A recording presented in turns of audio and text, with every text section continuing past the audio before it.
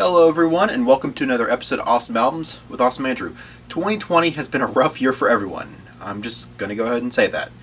But when you have historical things like this going on, it leads me to reflect on historical events of the past. Like if you go back to the early 1970s, there was a lot that happened in the world of music as we transitioned from the 1960s into the 1970s. The sound of music was changing and evolving, new artists were rising, becoming the hit new thing, and artists of the previous decade are either dying off or losing relevance or moving on to something else. What I mean is, in 1970, the Beatles broke up, which was devastating to fans. We lost iconic people like Jimi Hendrix and Janis Joplin that year, and another year, Jim Morrison, lead singer of The Doors. All three artists I mentioned, by the way, were only 27 years old when they died. September 18th of this year would be 50 years since we lost our boy Jimi Hendrix, and I want to reflect on him and his music by talking about his debut album, Are You Experienced? Before we get started, I of course have to introduce the band, starting of course with Jimi Hendrix himself on guitar, piano, and lead vocals, Noel Redding on bass guitar and backing vocals, and Mitch Mitchell on drums and backing vocals. Our story begins in May of 1966. Jimi Hendrix was struggling to earn a living playing R&B as a backup guitarist. Between 1964 and 66, he played with a lot of big-name artists of the time, including the Isley Brothers and Little Richard. He was playing with Curtis Knight and the Squires one night at the Cheetah Club in New York City when he was spotted by Linda Keith, girlfriend of Keith Richards, guitarist for the Rolling Stones. When Jimmy was playing at Greenwich Village with his band Jimmy James and the Blue Flames, Linda Keith recommended Hendrix to the Stones manager Andrew Oldham and producer Seymour Stein. He was ultimately rejected. Oldham said, "I was more concerned about her interactions with Jimmy than I was signing him. She was the girlfriend of my lead guitarist, so that's what I was worried about.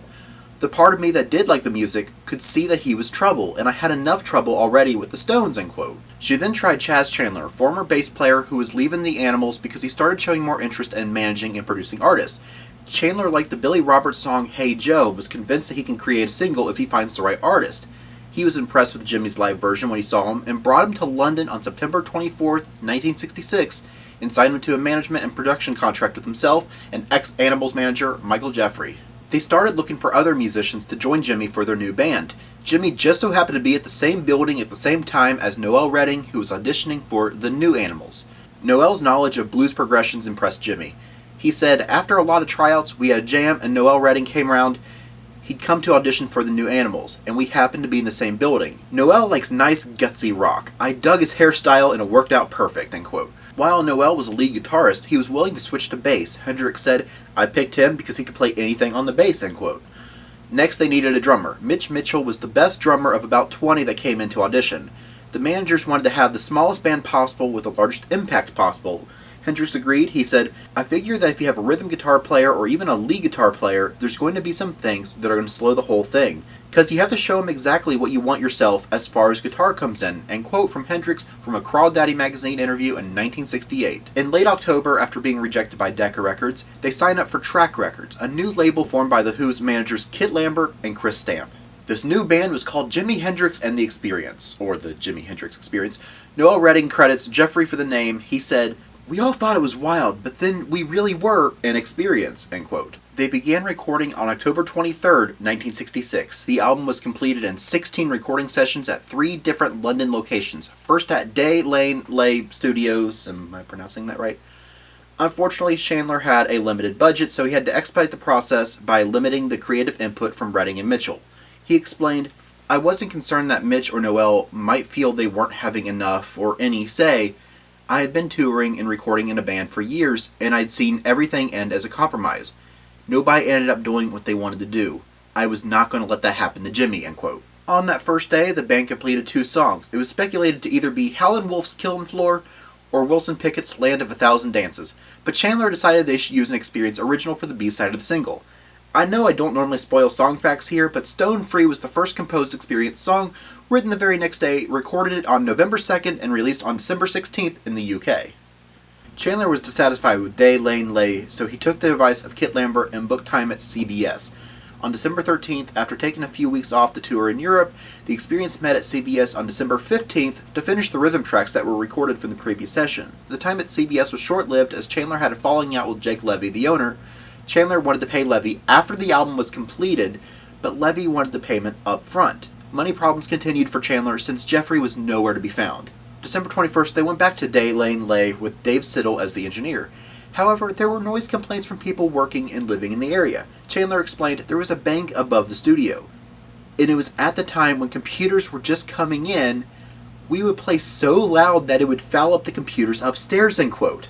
Why somebody would put a bank above a studio is beyond me, but whatever. Brian Jones and Bill Wyman of the Rolling Stones encouraged Chandler to try Olympic Studios, which was considered the top independent London studio at that time. Despite the success of the band's first single, money was still an issue, so Polydor guaranteed Chandler a line of credit at Olympic. Recording began on February 3rd, 1967, and the Experience met Eddie Kramer, who you'd swear his techniques were crazy, but they were crazy enough to work. Instead of recording bass and drums in mono on 2 tracks, he recorded Mitchell's drums on 2 tracks in stereo, leaving the other 2 tracks available for Redding's bass and rhythm guitar parts played by Hendrix. Kramer's approach was inspired by Hendrix's complaints regarding the limitations of 4-track recordings, captured the live sound of the band using all available tracks. Hendrix was confident as a guitarist, but not as a singer, and requested a privacy barrier in between him and the control room, but this created visual problems when the studio lights were low and the engineers were unable to see him, making visual cues and prompts difficult to communicate. Noise complaints continued at Olympic as well. Tape operator George Jacant said, "Sometimes it got so loud we turned the monitors off and there was really very little difference," end quote. He also noticed that the reactions to Hendrix's music wasn't always positive. There were a lot of comments like, "I can't see what all the fuss is about myself," or "I don't know how you can listen to all that noise," or "I'd be too scared to work with him," things like that. Another issue was Hendrix would often tell people where they were on any particular day, and so Olympic engineers had to keep all these people quiet and under control so they don't interfere with the recording process. Jacantz commented saying, "It was extraordinary. I worked with the Stones, I worked with the Beatles, I worked with Led Zeppelin. I was not as jumpy, it was not as difficult with Hendrix. It was something of an open house. Hendrix was not difficult at all, but I personally would have preferred not to have loads of girls lurking in the woodwork," end quote. Chandler, Hendrix, and Kramer completed the final mixing at Olympic by 3 a.m. on April 25, 1967.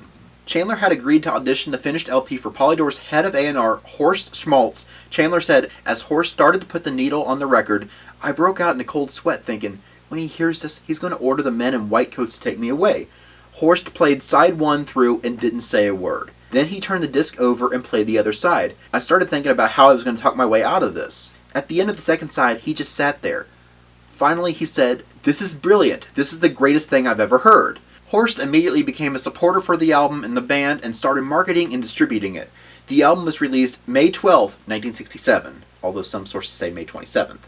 It would have been #1 on the charts, but a few days later, on June 1st, the Beatles released Sgt. Pepper's Lonely Hearts Club Band, and, well, it's kind of hard to top that. Although it was popular in Europe, it failed to reach the Billboard Hot 100 upon its release, but Paul McCartney was a huge fan of Hendrix and recommended him to the organizers of the Monterey Pop Festival. He insisted that the event would be incomplete without Hendrix, whom he called an absolute ace on guitar, end quote, and he agreed to join the board of organizers on the condition that the Experience would perform at the festival in mid-June. The Monterey Pop Festival was huge, with some of the biggest acts of the late 1960s, including The Who, Grateful Dead, and the Mamas and the Papas. Neither the Experience or The Who wanted to follow each other. Fortunately, the Experience went after the Grateful Dead. Brian Jones introduced Experience on stage. Hendrix won the audience over with a cover of Bob Dylan's Like a Rolling Stone. Jimmy fed off the audience's energy and played the guitar between his legs, behind his back, with his teeth. Ow. And before the opening chords of Wild Thing, he said, "I'm going to sacrifice something right here that I really love. Don't think I'm silly doing this because I don't think I'm losing my mind. This is the only way I can do it." During the song, he grabs a can of lighter fluid and pours it all over his guitar, places it on the ground, kisses it, struck it with a match, and lit the guitar on fire. As he sat there, he encouraged the fire to burn, and then he picks up the guitar and starts smashing on the ground. I remember I showed footage of this to my grandma years ago, and she said, "The man is a lunatic." Yeah, he kind of was. Reprise Records agreed to start distributing the album. Their second single didn't do that well, only reaching number 65 in the Billboard Hot 100, but thanks to the FM radio stations that were switching from easy listening and classical to album cuts, it significantly boosted the album sales. Are You Experienced was released in America on August 23rd by Reprise Records and reached number 5 on the Billboard 200. The album remained on the Billboard's album charts for 106 weeks, 27 of those weeks in the top 40. Experience started making headlines even before the Monterey film came out, but still hasn't made too much headway in America yet, and were the opening act for the Monkees, which are about as different as you can get at that time. I mean, you have...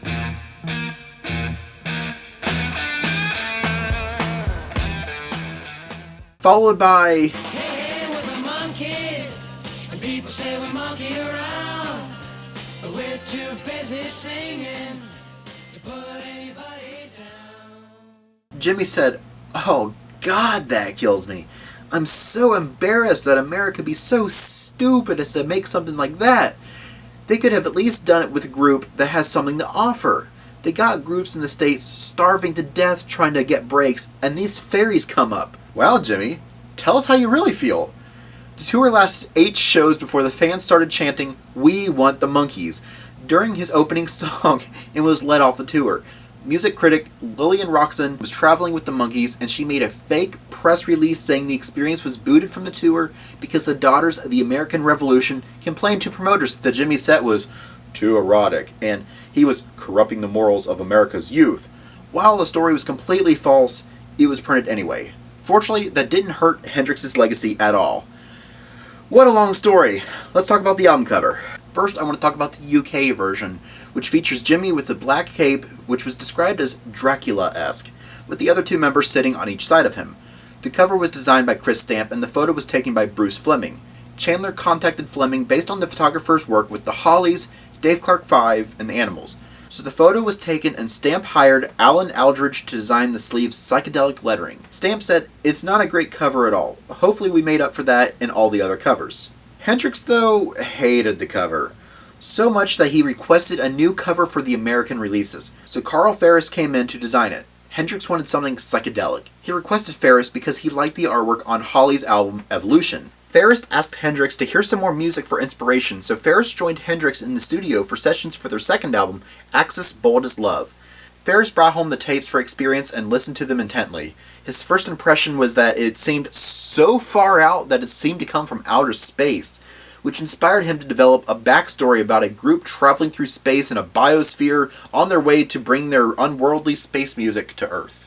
He took the group to Kew Gardens in London using a fisheye lens which was popular in the mod subculture. Ferris chose the band's wardrobe, and after seeing Hendrix comb his hair away from the scalp, Ferris requested that he wear it like that during the photo shoot. Jimmy's girlfriend, Kathy Etchingham, trimmed his hair to make it symmetrical, forming an afro, which became the basis of the homogenized Experience image. Ferris picked out the band's outfits, but Jimmy wore clothes from his own wardrobe, including a psychedelic jacket with a pair of eyes printed on the front, which was given to him by a fan.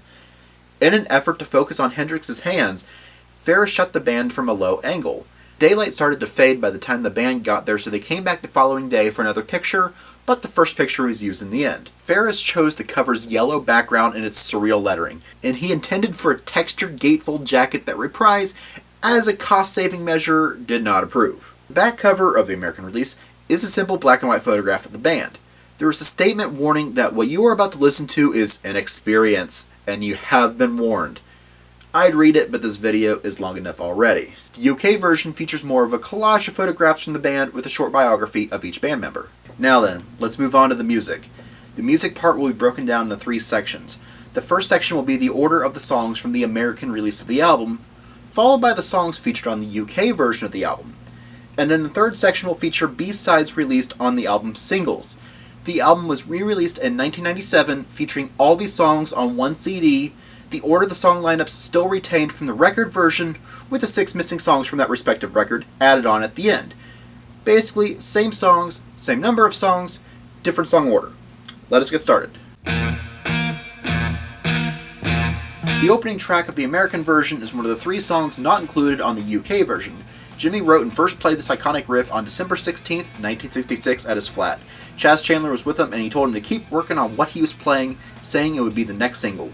He played the riff again on the afternoon after December 26th, backstage at the Uppercut Club, where the band was due to play that evening. Supposedly, Jimmy wrote a lot more lyrics, something about dealing with an epic Homer-like story with Greek-style mythologies involving the Great Wars of Neptune and things like that, but Chandler felt it was best to cut it down. The song did end up being the second single. Recording began on January 11th and again in February 3rd through the 8th, and was released as the single on March 17th. While it did pretty well in the UK, charting at number 3, it only reached number 65 in America. This song is a lot more complex than the band's previously recorded stuff and required hours to complete, which Chandler considered extravagant. The session was the first time he and the group experimented with guitar effects. Acoustic engineer Roger Mayer introduced Hendrix to the Octavia, an octave doubling effect pedal, in December and first recorded it with the effect during the guitar solo.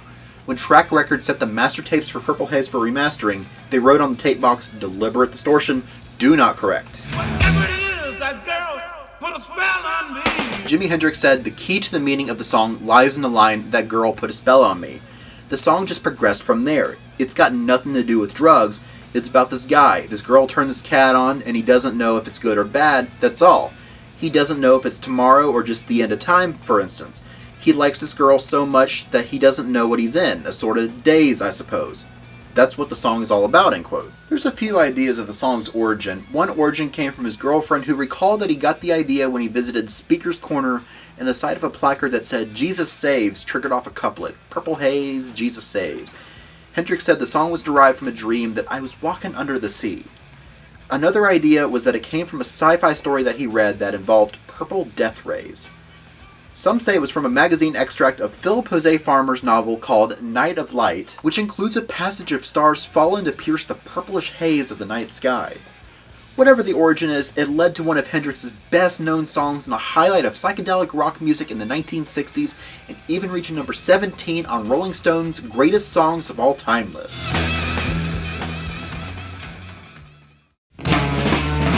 Manic depression came about when a gig went bad at the London Roundhouse when someone stole Jimmy's guitar. Chandler said Hendrix at the press reception was coming on like a manic depressive, and then this song was written the very next day. Hendrix explained what the song is about when he introduced it on the Live at Winterland album, saying it was about the idea of being able to make love to his own music, rather than the same old everyday woman. The song features Mitchell's jazz-influenced drumming and a parallel guitar and bass line. The song ends with an exchange of back and forth between bass and guitar before the song is drenched in feedback at the end of the song.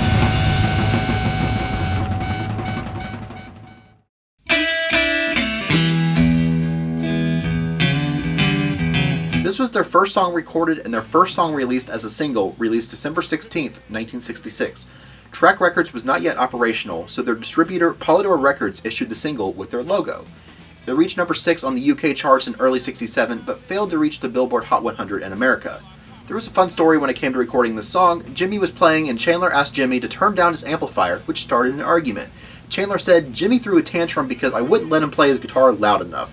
He was playing a Marshall Twin Stack, and it was so loud in the studio that we were picking up various rattles and noise." Hendrix threatened to leave England, saying, "If I can't play as loud as I want, I might as well go back to New York."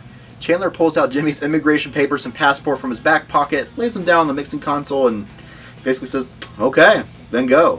Jimmy laughed and said, "Alright," caught my bluff, and he went back to work. Jimmy said Hey Joe is a blues arrangement of a cowboy song that's about 100 years old.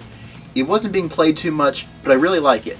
It's about a cat. He shoots his old lady because he catched her doing wrong. She's messing with everybody else. Then he shoots her, he has to run out of town, goes to Mexico where he can be free, end quote.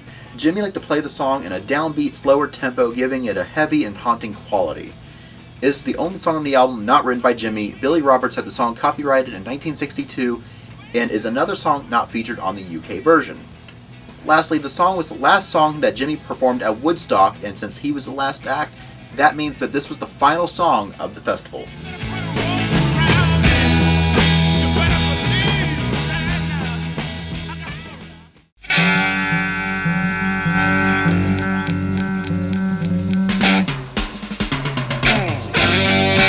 This was originally intended to be a single before Jimmy made Purple Haze. Roger Mayer's fuzz pedal devices played a major part in making the song. Hendrix is wondering whether he found love and happiness, or depression, emotion, or logic.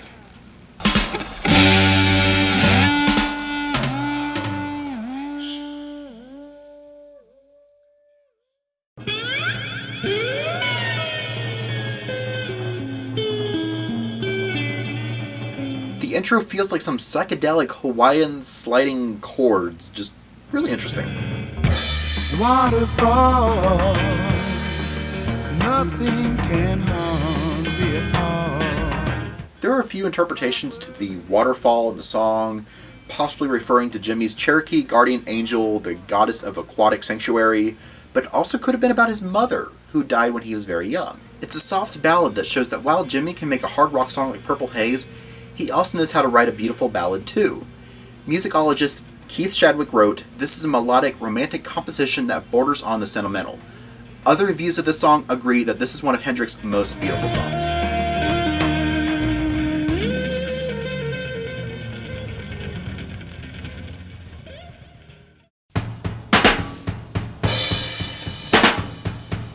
The drums in the intro are reminiscent of a Native American rhythm. One interpretation I read is that Jimi laments the fate of the once proud Native Americans who had lost their lands and live on reservations. Jimi said, "It's just a really bad scene for them, like half of them are down in Skid Row, drinking and completely out of their minds," end quote. A lot of members of the Black Panthers wish that Hendrix would have been more outspoken on issues going on for the African Americans rather than the Native Americans.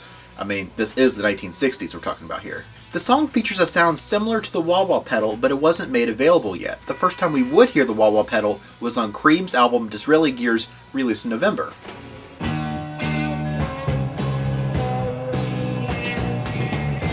So the effect was created by Hendrix rapidly twisting the tone controls on the mixing desk by hand during the mixing process.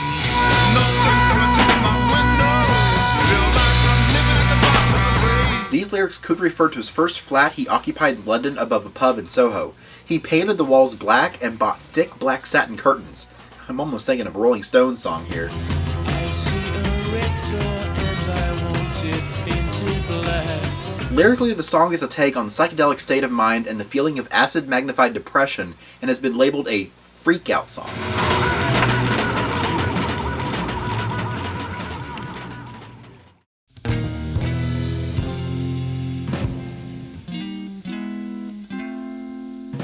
This song acted as the B-side to Purple Haze in the US, and the A-side to UK's third single, as well as the third song from the album not included on the UK version.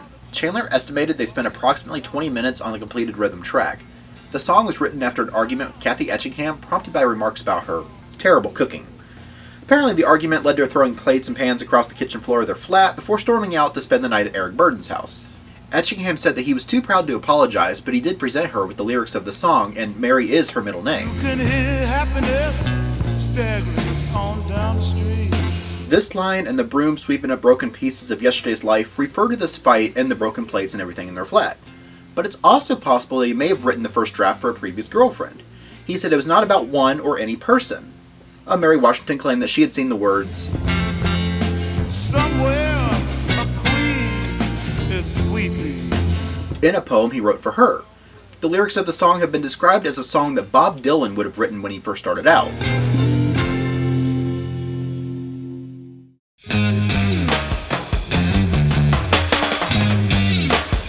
The song was recorded the same day they discovered their Hey Joe single reached number 4 on the charts. In 1969, the song was released in the UK with the title Let Me Light Your Fire. The lyrics are pretty simple. He's horny. He's interested in this girl, but she doesn't have anything to do with him, and he doesn't care. He just wants to stand next to her fire. The story behind the song is Jimi was at Noel's mother's house, and he was so cold he asked if he could stand next to the fire. The phrase stuck with him, and the line, "I move over, and let Jimmy take over," is a reference to Redding's German Shepherd that was in the way. When he played the song at the London Astoria on the Engelbert Humperdinck tour, journalist Keith Altham suggested to Hendrix he might want to liven up the song and proceedings in general by setting his guitar on fire as a visual aid for fire. Jimi agreed and got some lighter fluid and lit his guitar on fire. People in the audience were horrified, especially when he accidentally put too much gas on there, causing flames to shoot feet up in the air. Hendrix was rocking back and forth, blowing on his hands.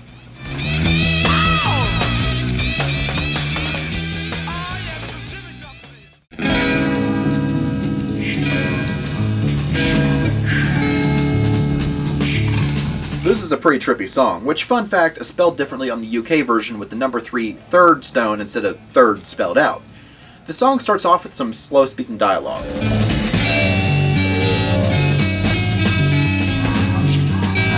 Sped up to normal speed sounds like this.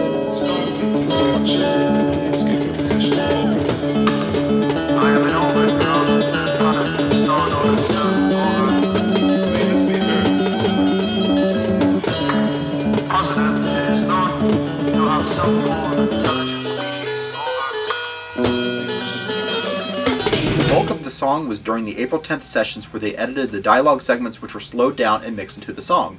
Kramer concentrated his efforts on the song's complicated mix, saying, "The song was like a watercolor painting. Each track was composed of 4 fairly dense composite images," end quote.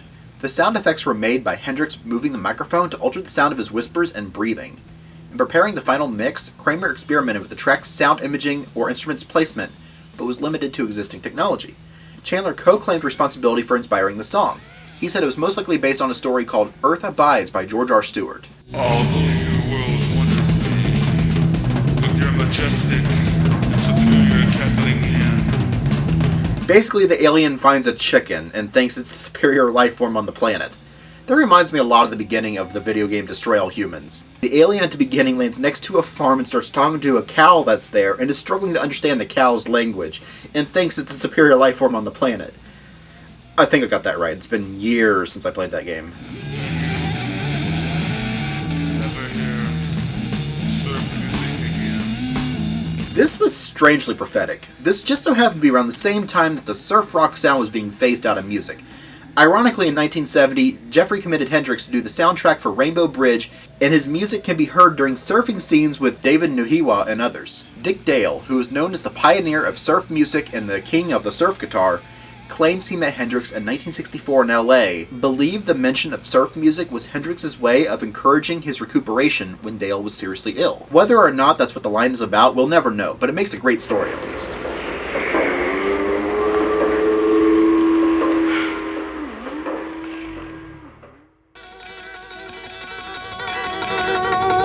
The song opens with a fingered note shaken in a wide, exaggerated vibrato so the adjacent strings are sounded.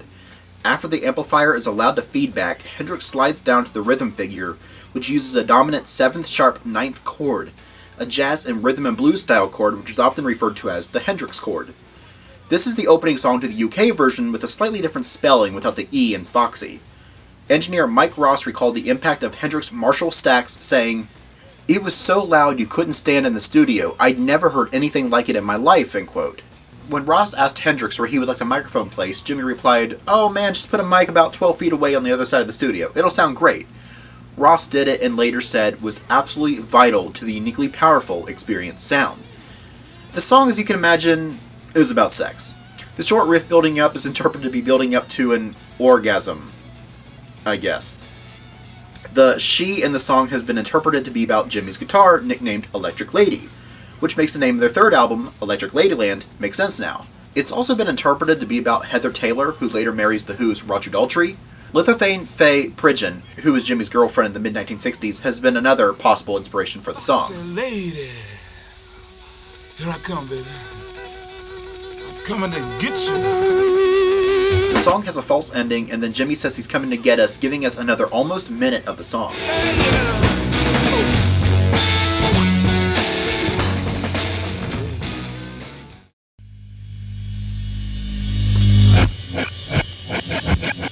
This song was completed during the April 4th recording sessions and features backward rhythm guitar, bass, and drums, which was obviously difficult or impossible to perform live. The song is based on a poem Jimmy wrote in late 1966 called Trumpets and Violins, and was conceived and realized almost entirely in the studio. On the most basic level, it could be taken as a sexual initiation. It could also be about drugs. I mean, try listening to it and not think it's about drugs. George Jacant said, "The original idea was to do a loop, but that gave a problem. We tried looping it, and then we couldn't get it to loop. In the end, Jimmy got so impatient doing this, he said, 'Look, it's quite easy. We're just going to play,' and played it in." It's possible that Jimmy did some of the backward drum parts in addition to Mitch. Biographer Keith Shadwick noted the song's droning quality and compared it to Indian classical music. And it's quite possible that Noel may not have played on the song. Some albums have him listed, but I guess not all of them do. But an earlier take of the song from that day included his bass pushed more forward in the mix. And that concludes the American release of the album. But like I said, there were 3 songs that were different between the US and the UK versions. The US included Purple Haze, Hey Joe, and The Wind Cries Mary. The UK version instead includes these 3.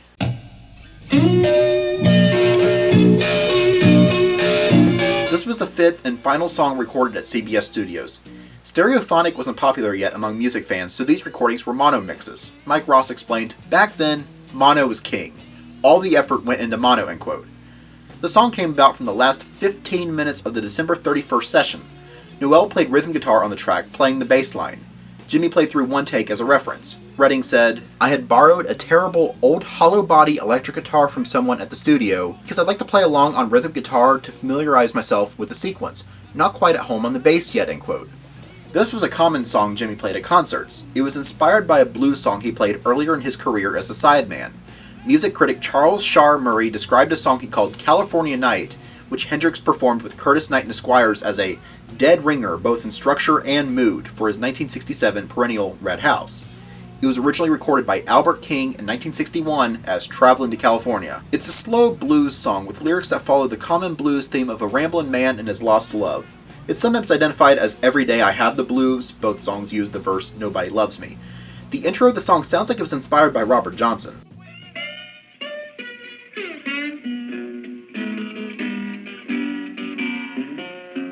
The song was excluded from the American releases. Hendrix said, "Everybody was scared to release it in America. They said, 'America don't like blues, man. Blues is part of America. It means Elmore James and Howlin' Wolf and Robert Johnson. It means Muddy Waters and Bo Diddley. It doesn't necessarily mean that folk blues is the only type of blues in the world. You can have your own blues," end quote. The story is about a woman who moves out of the house to get away from her lover who she hasn't seen for nearly 100 days. The man of the story doesn't mind a great deal as he will always have his guitar, which he proclaims before playing a vibrant solo. One theory about the song's origin is about Betty Jean Morgan, one of Jimmy's high school lovers. Jean had a sister, Maddie, who is the sister referred to at the end of the song. The Morgan sisters lived in a house painted red. It also could be about Hopi mythology, in which there are stories about this mysterious Red City, a religious and culture center in Central America known as, I'm not going to pronounce that, this word, which translates to Red House in English. According to the story, initiates were taught in the building, and as they gained more knowledge, they would progress up the floors until the final level where they learned about space and how to talk to their creator.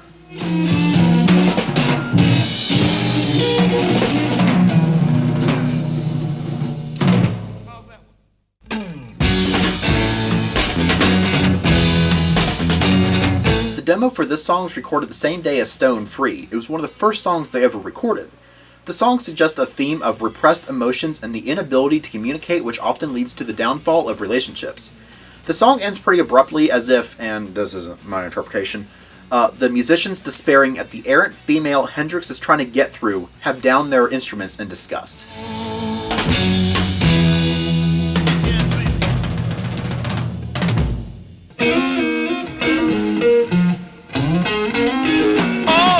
This song borders kind of on R&B, inspired possibly by Otis Redding. Jimmy is addressing a woman, trying to remind her how good life was when they were together. Everything seems to have gotten bad or disappeared completely since he split up with her, who he is promising he will change his ways for. Can you hear me calling you back now? Our final section of the video will cover 3 additional songs that were all released as B-sides to the singles. So let's get started.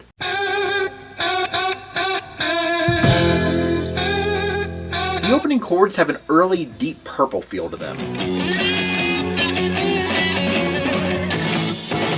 This is the B-side to the UK single of The Wind Cries Mary.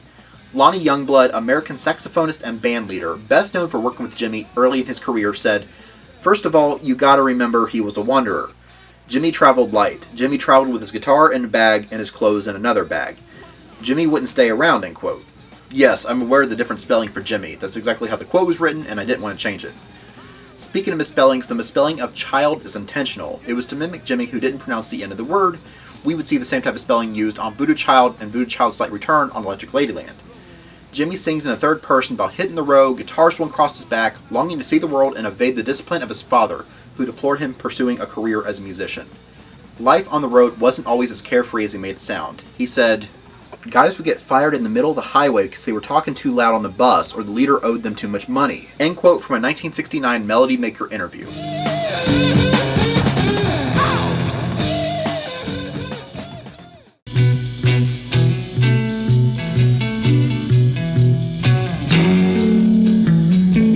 This song is the B-side to the UK Purple Haze single. It contains 5 overdubs linked together as if to form one single guitar line and was recorded in a single day.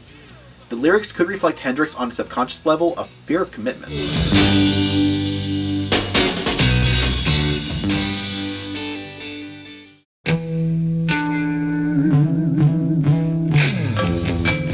This is Hendrix's first composition. The opening chord has Hendrix going at a metronomic pace set by Mitchell. It's a blues funk number that talks about that every town he visits, he's put down by people looking at his appearance and talking about him like he's a dog. The experience was even denied hotels because of the way he dressed and kept himself. The second verse, he excites rather less sympathy for women here, women there, trying to keep me in a plastic cage, and the lyrics about how he doesn't want to be tied down, he wants to be stone free.